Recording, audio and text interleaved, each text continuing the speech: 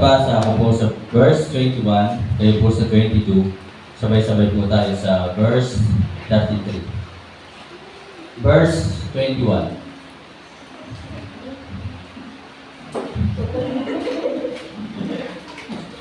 Verse 21, submitting yourselves one to another in the fear of God. 22 kayo po.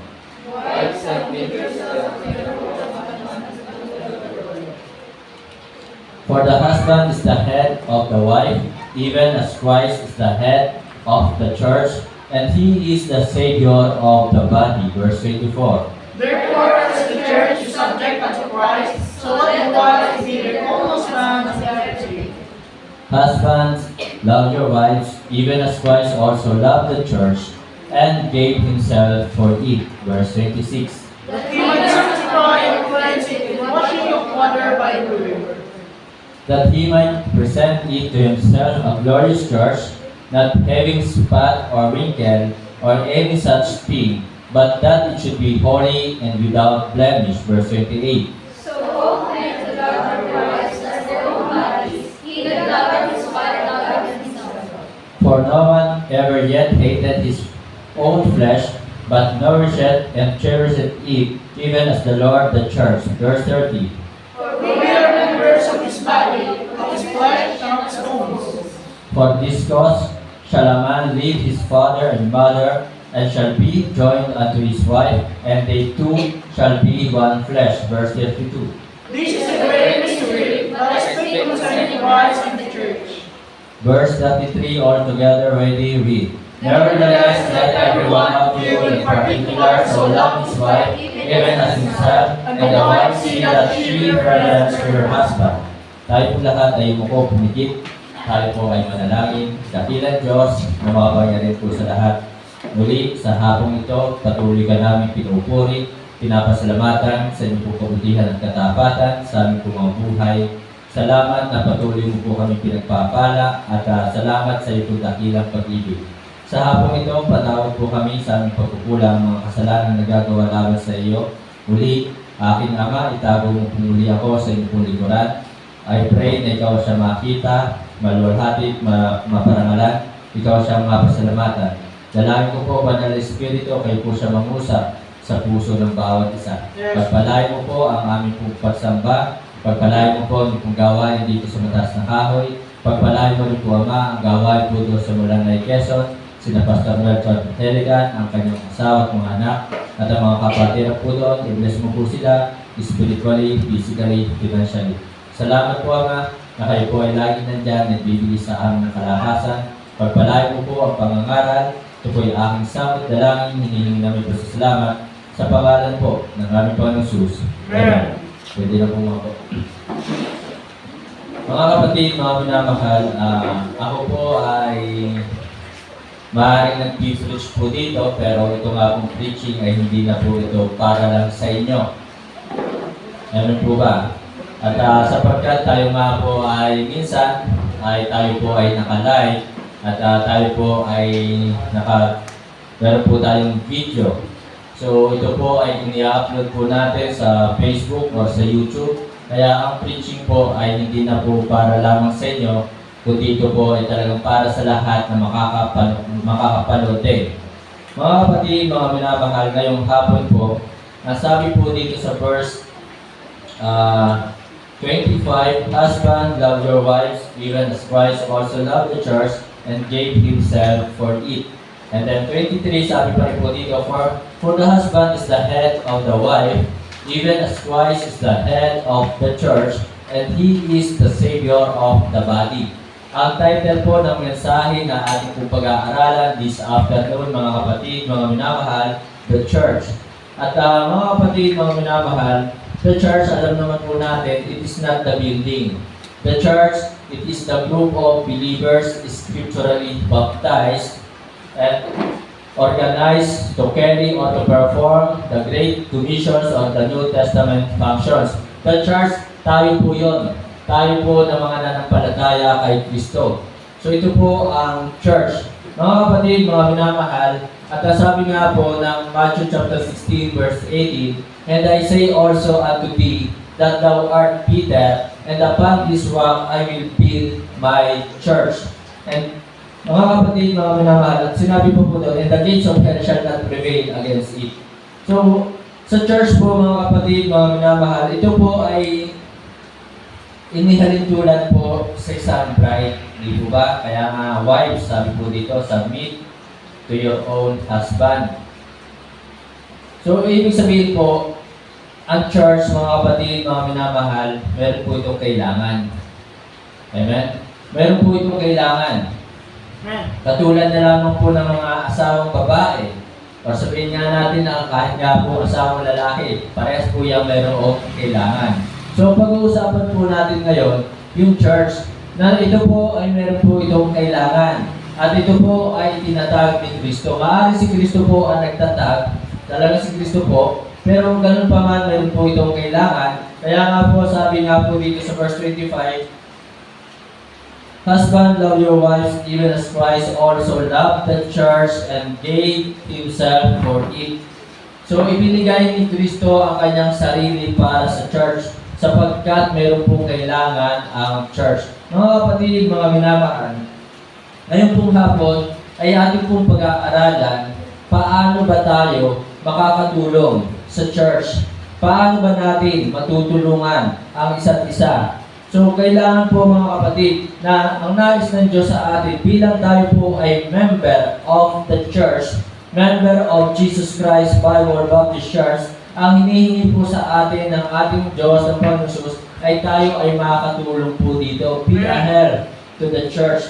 So, yun po ang ating pong pag-aaralan, paano tayo makakatulong. Isipin natin paano tayo tutulong sa church. Na huwag po natin isipin paano tayo lalayo. Diba? Huwag natin isipin paano tayo aalis. Huwag natin isipin na ayaw ko dyan. Sapagkat hindi yan ay nakaka-discourage dyan. Pero tandaan po natin mga kapatid, mga minamahal, there is no perfect church. Wala naman pong perfect na church at wala din pong perfect na pastor. Lahat naman po tayo ay nagkakamali. That's right. So mga kapatid, mga minamahal, ating isipin ngayong hapon ito, paano tayo makakatulong sa church. At tingnan po natin ang Acts chapter 2, verse 41 muna. Acts chapter 2, verse 41. Then they that gladly received his word were baptized, and there were added unto them, and the same day there were added unto them about 3,000 souls. So mga kapatid, mga minamahal, tayo ng mga tumanggap kay Kristo, tayo ng mga tumanggap. Masaya ang tumanggap. Masaya ba kayo tumanggap sa salita ng Diyos? Amen? So ngayon, nasabi, at tayo po inabautismuhan, ang sabi po dito, there were added. Ibig sabihin, tayo po ay inilagay ng Diyos ni Kristo dito sa church, sa kanyang iglesia. Ibig sabihin, mga kapatid, mga minamahal, mayroon po kailangan dito sa iglesia. Meron pong kailangan sa church. Meron pong purpose ang Diyos, ang Panginoon Jesus. Bakit tayo inilagay po dito? Amen? Meron po siyang purpose. There were added unto them about 3,000 souls. Verse 47. Tingnan po natin. And 47. Praising God and having favor with all the people, and the Lord added to the church daily. So, ang Panginoon po ay nagdaragdag sa kanyang iglesia sapagkat meron pong kailangan, mga kapatid. So, mga kapatid, mga minamahal, kung hindi po tayo tutugon sa pagtulong sa church, huwag po natin isipin, huwag natin sabihin na ang church na ito ay walang magagawa kung wala ang isa't isa dito. Amen?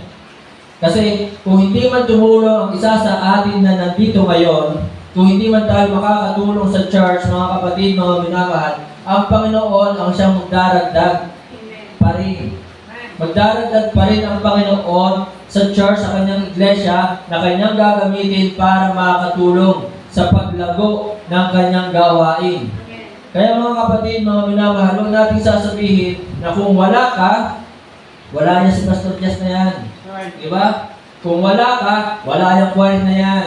Huwag po natin sasabihin yan, mga kapatid, mga minamahal. So tayo po ay inilagay po dito, ibig sabihin, nais ng Diyos na tayo ay makatulong sa kanyang gawain. Siya po ang naglagay. Ako po ay ginamit lamang po sa inyo upang kayo po ay makakilala kay Kristo, upang kayo po ay manampalataya kay Kristo, upang kayo po ay maligtas. Ginamit lamang po ako. Thanks be to God. Ako po ay nagpapasalamat, nagpupuri sa Panginoon na ako ay kanyang ginamit na hindi man ako karapat-dapat, pero salamat, ginamit pa rin niya ako. Mga kapatid, mga minamahal, sana ngayong hapon, ating isipin, paano tayo tutulong sa church? Diba? Paano tayo makakatulong? Kasi yung iba, wala pong desire na tumulong. Ang iba, naligtas na po sila pero wala po silang malasakit sa church. Amen? Wala silang malasakit. So ito po ay makikita natin kung kayo po ay observant, makikita po ninyo talaga yan sa ibang mga Kristiyano. Diba? Ang ibang mga Kristiyano, sinasabi nga nilang sila ay ligtas, pero nasa na sila kapag Sunday. So ang ibang Kristiyano, sinasabi nga nilang sila ay ligtas, pero nag-iisip pa sila ano ang magagawa nila para sa ministry. So mga kapatid, mga minamahal, ang kailangan po natin upang tayo makatulong dito sa church, upang maging helpful po tayo. Tingnan po natin ang verse 23 ng Ephesians chapter 5 verse 23. For the husband is the head of the wife, even as Christ is the head of the church, and is the Savior of the body. Mga kapatid, mga minamahal, upang tayo po ay maging kagamit-gamit dito sa ministry, sa church ng Panginoon, ang kailangan po natin ay availability. Ito po ang ating pong kailangan. We should have availability. Dapat available po tayo. Tingnan niyo po sa mga mag-asawa, di ba? Kapag wala ang asawa, hinahanap na ni Mr. ang kanyang asawa. Hinahanap din ni Mrs. ang kanyang Mr. So mga kapatid, ang kailangan po dito ay availability. So kung tayo po ay wala sa church, hinahanap din po tayo ni Kristo, ng ating Diyos. Tingnan po natin ang ating pong Bible sa John chapter 4, verse 23. John chapter 4, verse 23. Ang sabi po dito, but the hour cometh and now is, when the true worshipers shall worship the Father in spirit and in truth, for the Father seeketh such to worship Him. Mga kapatid, upang tayo po ay maging kapakinabangang makatulong po dito sa church, ay kailangan po yung ating availability. Magkaroon po tayo ng oras para sa ministry. Magkaroon po tayo ng panahon para sa gawain ng Diyos.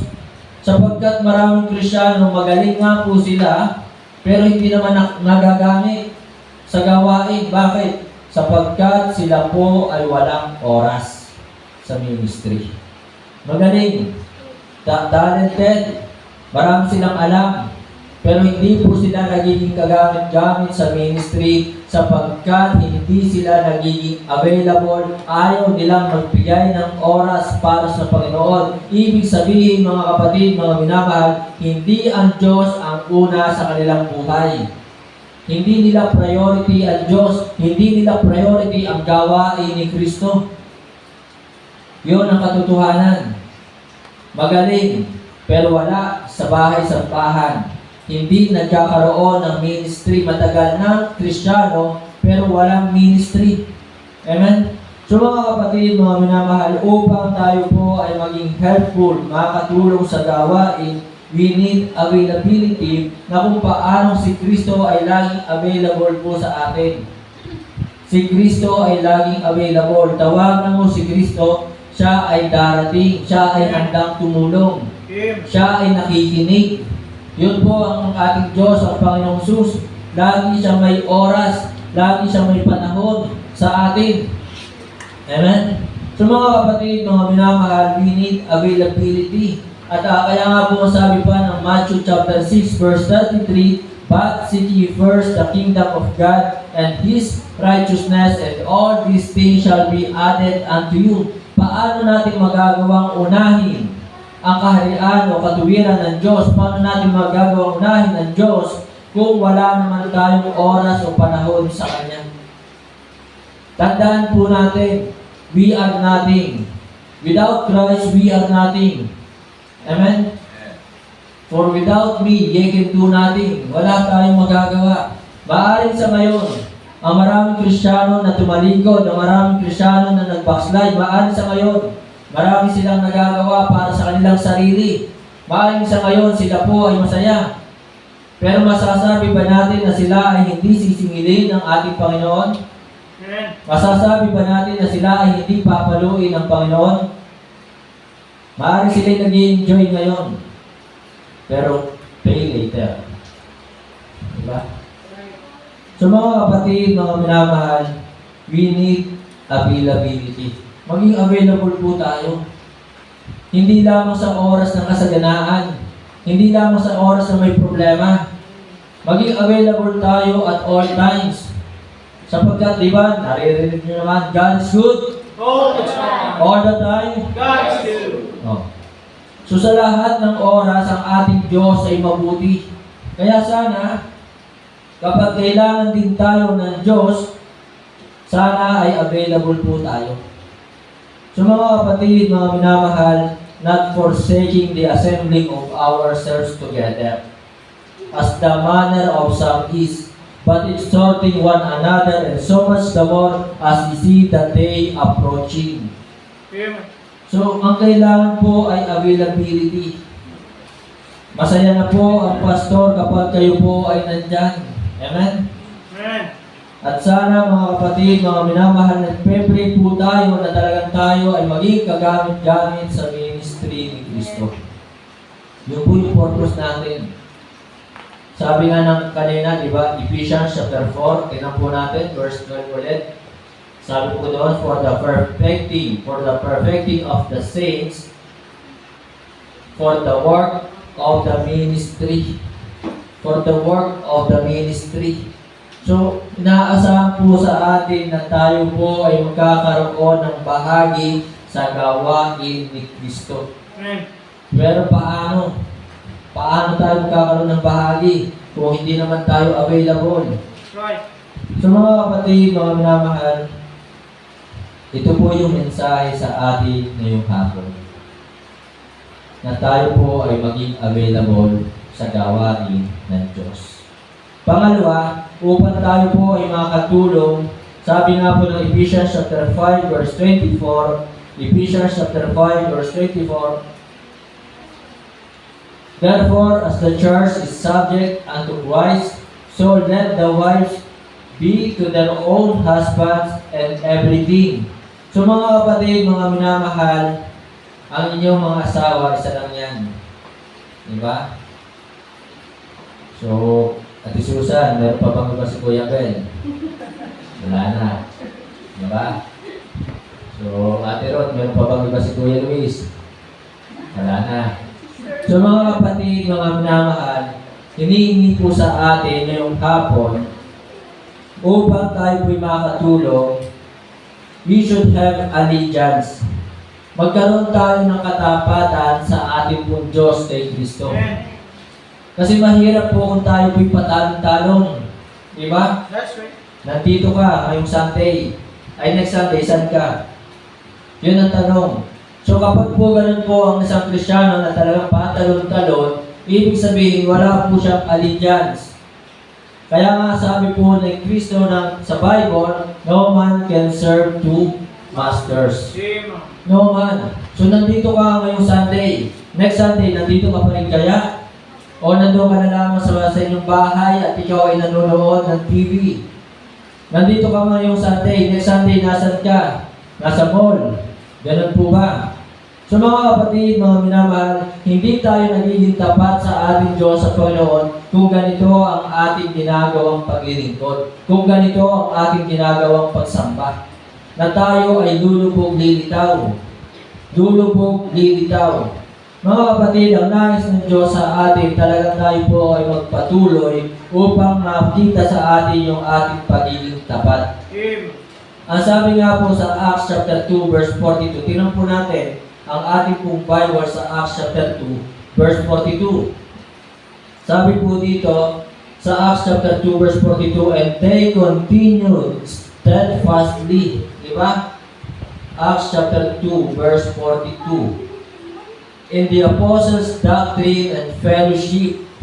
So mga kapatid, mga minamahal, kung tapat ka kay Kristo, ikaw ay magpapatuloy sa mga katuruan, sa fellowship, pagsamba, pamaya po mayroon po tayo Lord's Supper, breaking of bread, and in prayers. So mga kapatid, nabanggit ang prayer. Balikan natin yung point number 1. Sana mga kapatid, mga minamahal, available tayo during prayer meeting. Amen? So dapat maging available po tayo sapagkat ang prayer meeting, ito po ay bahagi din ng ating paglilingkod kay Kristo. Ito po ay bahagi ng ministry ng gawain. So huwag po natin pabayaan ang gawain ni Kristo. Kung tayo po available ng Sunday, dapat available din tayo sa prayer meeting. At dapat available din tayo sa soul winning. So mga kapatid, mga minamahal, ito ang hinihingi sa atin, availability and allegiance. Mga kapatid, opo, utos sa atin, huwag pabayaan ng pagsamba. Diba? Pero ang prayer meeting, huwag din po natin kalimutan. Mahalaga din po ang prayer meeting. Amen? Amen. So kung kayo po ay naniniwala na talagang ang Diyos ay sumasagot sa prayer, sana ay huwag po natin pabayaan ang prayer meeting. Katulad na sinabi nga po dito sa Acts chapter 2, verse 42, na talaga sila, they continued steadfastly in the apostles' doctrine and fellowship and in breaking of bread and in prayers. So mga kapatid, mga minamahal, tayo po ay sana talagang maglaan ng oras, di ba? Upang masabi na tayo po ay tapat. Hindi naman po mahirap talaga ang umattend ng prayer meeting. So, minsan nasabi ko, sa Catholic nga, hindi naman tayo sinusundo. Di ba? Nung tayo pa yung nasa Catholic, tayo ba sinusundo? Di ba tayo nagkukusa? Kahit malayo yung simbahan, naglalakad tayo, or namamasahe tayo. Oh. And then, salamat. Sina Brother Rocky, nagpapatuloy pa rin kahit from Mabini. Diba? Hindi sila sinusundo. From Mabini to mataas na kahoy, so sila ay bumabayad ng pamasahe. So, ipinapakita po nila yung kanila po availability at pinapakita po nila na talagang hindi mahalaga sa kanila kung sila man ay magastusan. Diba? So, maaaring sa tingin natin, sa paningin ng tao, yun po ay gastos, pero yun po ay investment. Investment po yun. Ang Diyos po magbabalik noon sa kanila. Okay? So, kahit hindi sa pera, kasi ang Diyos ay maraming ibinibigay sa atin. Kaya ang blessings ay huwag po natin titingnan lagi sa pera lamang. So mga kapatid, mga minamahal, we should have allegiance. And then, pangatlo mga kapatid, sabi po ng verse 25 ng Acts chapter 5, verse 25. Ephesians chapter 5, verse 25. Husbands, love your wives, even as Christ also loved the church and gave himself for it. Ephesians chapter 5, verse 25. So, upang tayo po ay makatulong sa church, sa ministry, ang kailangan po natin, we should have affection. Kailangan po magkaroon po tayo ng pagmamahal, pag-ibig sa gawain ni Kristo. Upang tayo din po ay maging tapat. Ang sabi nga po ng Acts chapter 2 verse 45, Acts chapter 2 verse 45, tinan po natin ang ating pong Bible sa Acts chapter 2 verse 45. And sold them possessions and goods and parted them to all men as every man had need. So mga kapatid, mga minamahal, matindi po noon. Doon sa during the time of apostles. Di ba? So napakatindi po na kanilang ginagawang pagbibigay. Na talaga sila po ay nagbebenta ng kanilang sariling lupa at nagbebenta po sila ng ginto. Kung anuman yung kanilang ari-arian ay kanilang ibinebenta and then parted them to all men according as every man had need. So yun po, makikita po natin doon yung kanila pong pag-ibig sa ministry, pag-ibig sa mga kapatiran. So ito po ang ating pong kailangan upang tayo po ay maging kagamit-gamit, makatulong tayo sa gawain ni Kristo.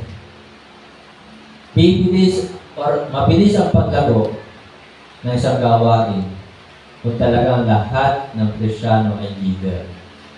Diba? Kung lahat ng Kristiyano ay giver, mabilis ang paglago ng gawain. Ang ibang Kristiyano,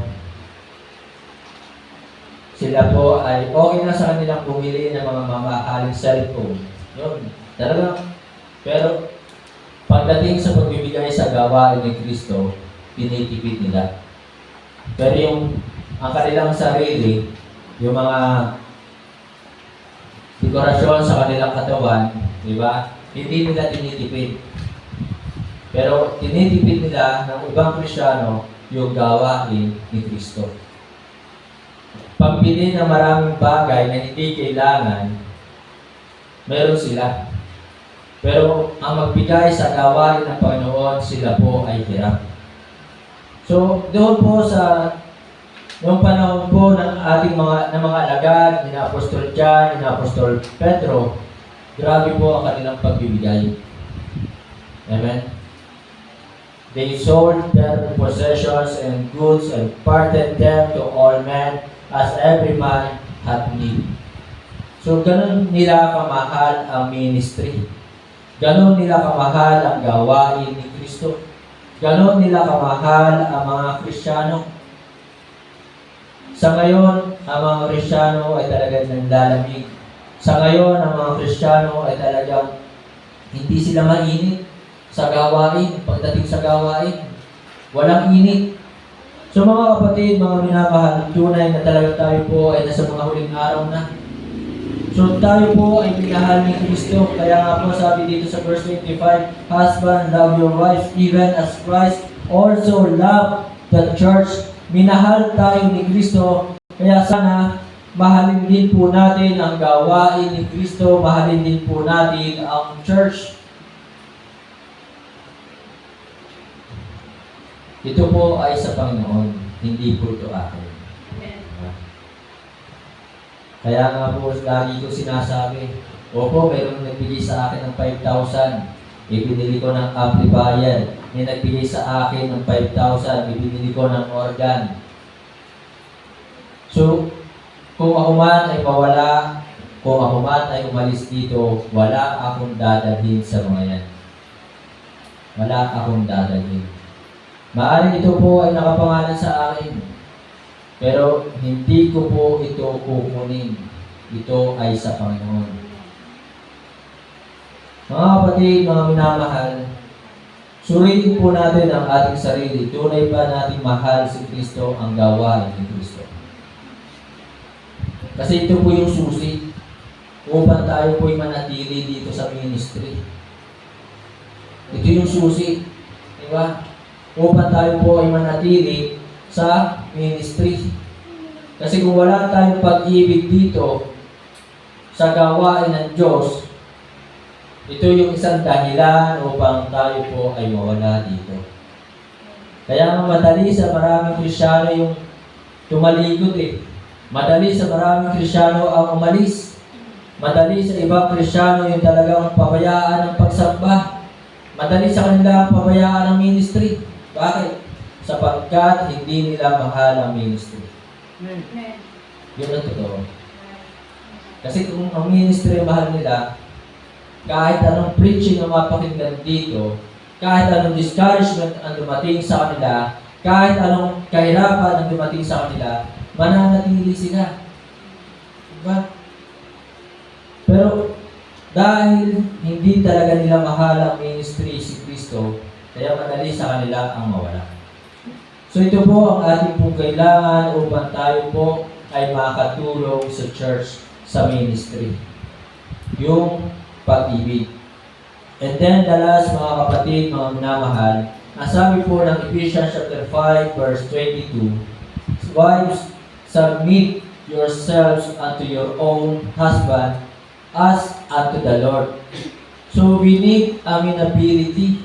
Ito yung kailangan. Hindi tayo magiging kapakipakinabang, hindi tayo makakatulong, wala tayong maitutulong sa church kung hindi tayo susunod. Kung wala tayong pagpapasakop, kung wala tayong pagsunod. So sabi po ng verse 22, submit. Amen? So si Kristo ay nagpasakop din, sumunod. Ito talaga ang problema ng maraming Kristiyano at ng mga tao sa ngayon. Kasi ang gusto ng mga tao ngayon, sila ang masusunod. Katulad sa school, di ba? Merong mga estudyante pa lamang, ay gusto na agad sila yung professor. So mga kapatid, mga minamahal, upang tayo po ay maging kagamit-gamit sa ministry, upang tayo makakatulong sa church, we need submission or amenability. Ephesians chapter 5 verse 1. Ephesians chapter 5 verse 1. Be therefore followers of God as dear children. Followers, maging tagasunod po tayo ng Diyos ni Kristo, sapagkat tayo'y kanyang mga minamahal na mga anak. So tayo ay mahal ng Diyos. Kaya sana mga kapatid, mga minamahal, ito ang naasahan sa atin upang tayo maging kagamit-gamit, upang tayo makatulong sa ministry, upang tayo maging kapakipakinabang sa ministry, na tayo ay sumunod sa mga utos o kalooban ng Diyos. Masasabi ba natin na talagang sa Kristiyano ay profitable, kagamit-gamit, kung siya naman ay talagang hindi sumusunod? Hindi. Diba? Hindi siya magiging kagamit-gamit. Ang isang Kristiyano na hindi sumusunod, hindi marunong sumunod, talagang hindi makakatulong sa gawain. Ayaw eh. Kahit ipukpukin mo, hindi ang titibo. Diba? Ay ayaw eh, anong magagawa? So, wala talagang magagawa kung ayaw sumunod. Pero tandaan po natin, ito po ang inaasahan sa atin ng ating Diyos. Na tayo ay sumunod kung paano si Kristo, sabi po ng Philippians chapter 2, verse 8, and being found in fashion as a man, he humbled himself and became obedient unto death, even the death of the cross. Si Kristo ay naging masunurin. Pero bakit ang mga Kristiyano nagsasabing tumanggap kay Kristo bilang kanilang Panginoon at tagapagligtas ay ang daming reklamo? Ang sabi pa po ng Hebrews chapter 10, tingnan po natin ang ating pong Bible sa Hebrews chapter 10 verse 7. Hebrews chapter 10 verse 7, then said I, lo, I come in the volume of the book, it is written of me to do thy will, O God, to do thy will, upang gawin ang kalooban ng Diyos. So mga kapatid, mga minamahal, hindi tayo kailanman magiging kapakipakinabang o makakatulong sa ministry kung wala tayong gagawing pagsunod o pagpapasakop. Psalms chapter 40 verse 8. Tingnan po natin ang ating pong Bible sa Psalms 40 verse 8.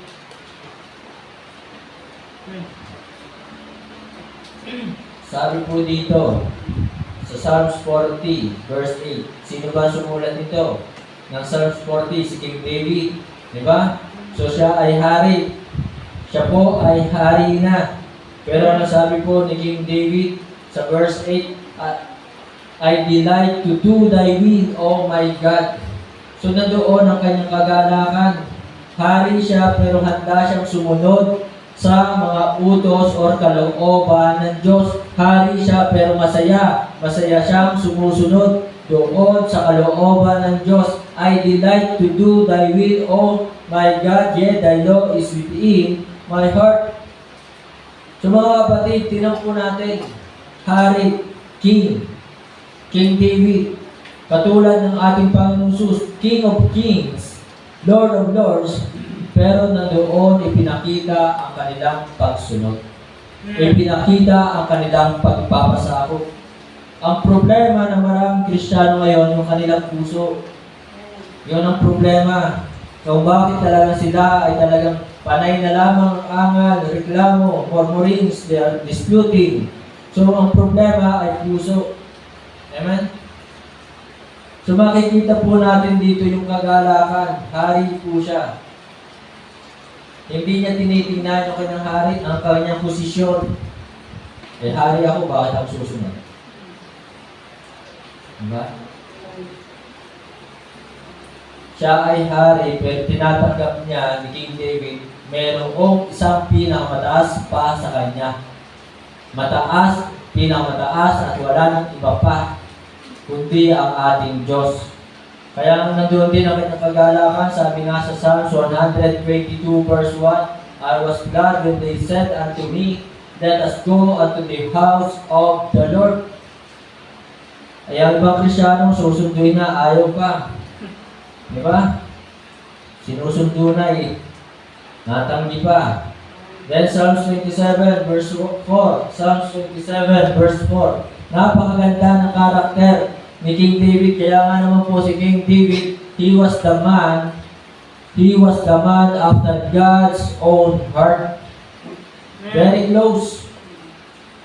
Tanungin po natin ang ating po sarili this afternoon. Tayo ba ay close sa Panginoon? Ako, maaaring hindi man po lahat ng aking prayer ay sinasagot na talagang binibigay. Pero ako po ay nasabi ko, ako po ay malapit din sa Panginoon. Hindi man po lahat ay ibinigay. Pero talagang meron po mga panahon na nakikita ko na talagang napakabuti ng Panginoon sa akin at masasabi ko na ako po ay close din sa Diyos, sa Panginoon. Psalms 27 verse 4, one thing have I desired of the Lord, that will I seek after, that I may dwell in the house of the Lord all the days of my life, to behold the beauty. So siya po ay hari. Pero yung mga matataas na tao ngayon, ayaw nilang pumunta ng bahay-sambahan. Ayaw po kung ang mga senator na ito ay nakakapunta ng bahay-sambahan. Diba? Ayaw po kung ang mga congressman o governor o mayor ay nakakapunta ng bahay-sambahan para sumamba. Pero ito po si King David, siya po ay hari, nandoon ang kanyang kagalakan na talagang makatahan sa bahay ng Panginoon. Ipinapakita ni Haring David na kailangan niya ang Diyos sa kanyang buhay kahit siya ay hari, kahit marami siyang tagasunod, ay pinapakita ni Haring David na kailangan niya ang Diyos, kailangan niyang sumunod at magpasakop sa Diyos na makapangyarihan. So mga kapatid, mga minamahal, sino tayo? Sino tayo para hindi sumunod sa mga utos o kalooban ng Diyos ni Kristo? Meron pa tayong may pagmamalaki? Meron pa tayong laban sa Diyos na makapangyarihan? So mga kapatid, wala tayong magagawa sa Diyos. Anytime ay pwede niya tayong kunin. Ang Diyos ang may hawak ng ating buhay. Ang Diyos. Kaya naman po mga kapatid, mga minamahal, talaga napakaganda ng example din na ipinakita sa atin ni Haring David. Napakaganda. Kaya sana mga kapatid, huwag po tayong mapagod. Huwag tayong magsawa na tayo ay sumamba. Psalms 26, tingnan po natin. O Psalms 23, verse 6. Ano sabi dito? Sa Psalms 23, verse 6. Sabi po ng Bible, surely goodness and mercy shall follow me all the days of my life, and I will dwell in the house of the Lord forever. Huwag tayong lumayo sa Panginoon. Tayo ay magpasakop at sigurado, sabi po dito, surely goodness and mercy. Ito po ang blessings o ito ang ating advantage. Surely goodness and mercy shall follow me. So magiging maganda at maayos at yung awa lagi ng Diyos ay laging sa atin all the days of our life kung tayo po ay talagang susunod sa kanyang mga kalooban.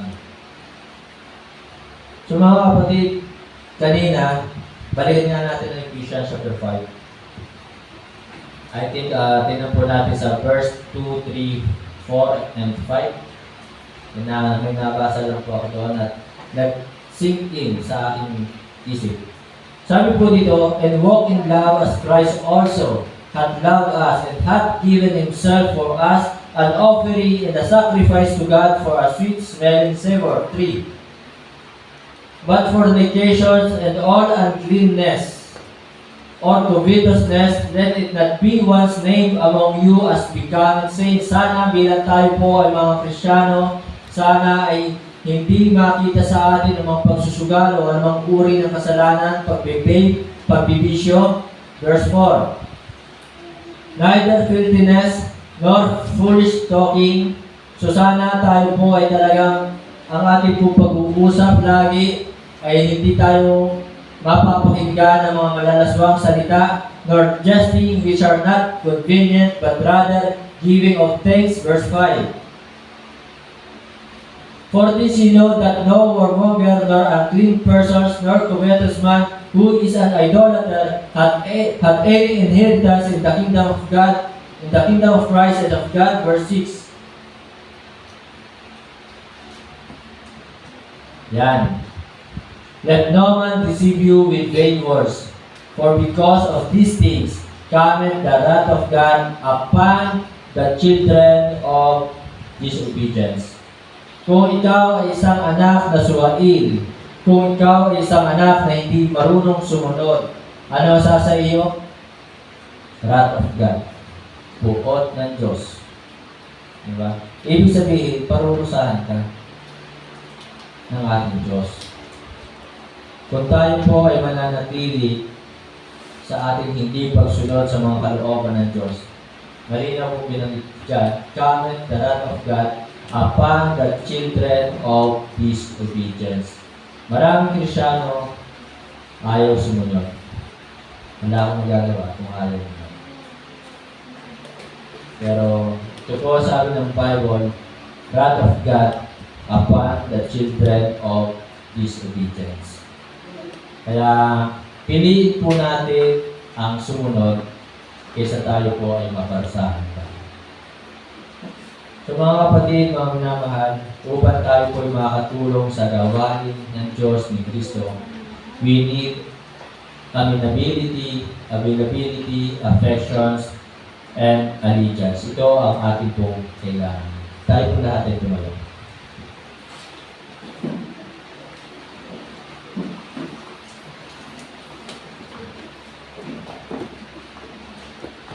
Tayo po lahat ay umuko, pumiti, tayo po ay manalangin. Dakilang Diyos na mga payarin po sila. Muli, maraming salamat po sa iyong pong banal na salita na nakay po. Salamat, binigyan mo kami ng kaligtasan. Si Kristo ay namatay dahil sa ating mga kasalanan, nalibing at muling nabuhay.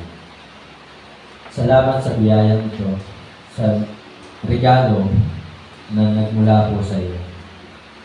Bilang pasasalamat po ng mga biyayang ito, sa mga biyayang ito, naway makita sa amin na patuloy ka namin paglingkuran, sundin ang iyong kalooban, ng walang pag-aalinlangan, sundin ang iyong kalooban, ng buong puso at ng may katapatan.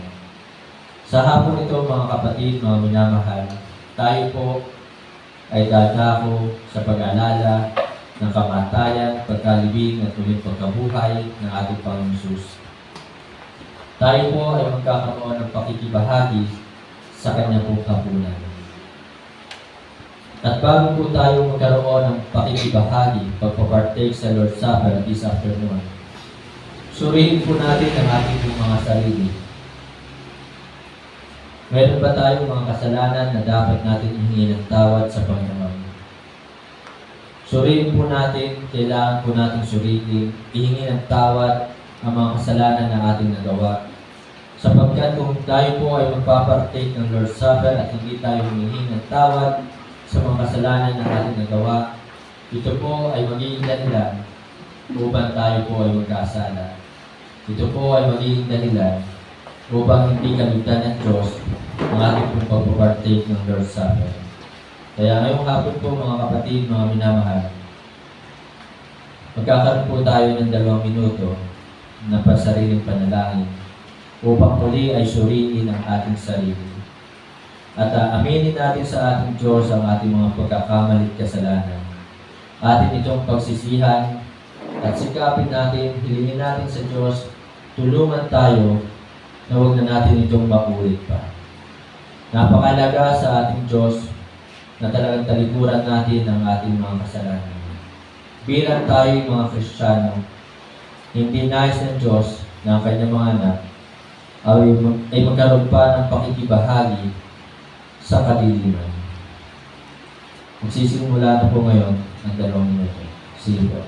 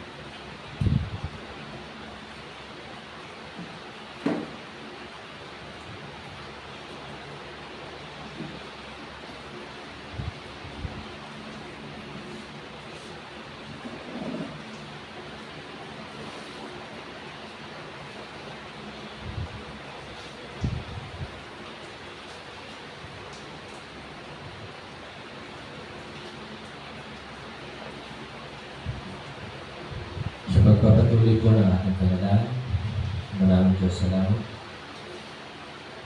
Marapatin mo po, kaligtan mo po ang aming pong pakikibahagi sa Lord's Supper ngayon. Patawad po kami sa mga pagkulang, mga kasalanan na gagawa laban sa iyo. Ganang Espiritu, patawad po kami. Salamat sa lahat ng ginawa mo po sa ating buhay. Salamat sa kaligtasan, katiyakan ng langit. Salamat sa kabila ng aming mga pagkukulang na nanatili ko ng tapat sa akin. Kapayahan na langit, hiningi namin po sa salamat sa pangalan ko ng aming Panginoon Jesus. Amen.